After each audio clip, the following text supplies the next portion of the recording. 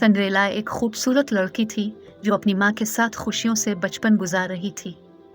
इनकी माँ ने इनको नेकी, सदाकत और दुनिया की तमाम खूबियों की अलामती तरह पढ़ाया। लेकिन एक दिन उनकी माँ बीमार हुई और उनकी मौत हो गई। इनके वालिद फिर किसी और औरत से शादी कर लेते हैं, जिसके साथ 3 बच्चियां भी आती हैं। ये तीनों बच्चियां सिंड्रेला की सौतेली बहन बन जाती हैं और वो सिंड्रेला से बुरी तरह से पेश आती है। एक दिन शहर के राजकुमार ने महल में एक खुसूसी जश्न मनाया और सबको दावत दी। सिंड्रेला भी जश्न में शिरकत करना चाहती थी, मगर सौतेली बहनों ने इसे नहीं जाने दिया। उनकी सौतेली माँ से कहा गया कि वो जश्न में नहीं जा सकती। तंग आकर सिंड्रेला ने बाहर जाकर रोने लगी।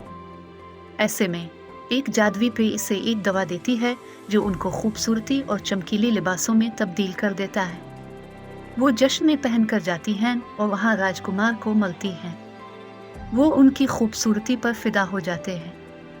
जश्न के इख्तिताम, सिंड्रेला दौड़कर घर लौटने को तैयार होती में, लेकिन वो अपनी चप्पल और लिबास भूल जाती है।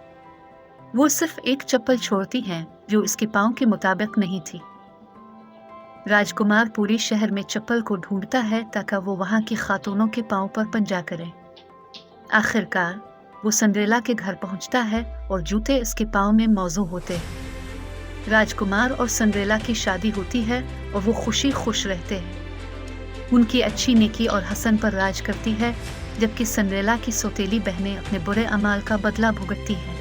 ये कहानी हमें ये सिखाती है कि नेकी और अच्छी आदत हमेशा जीतती है।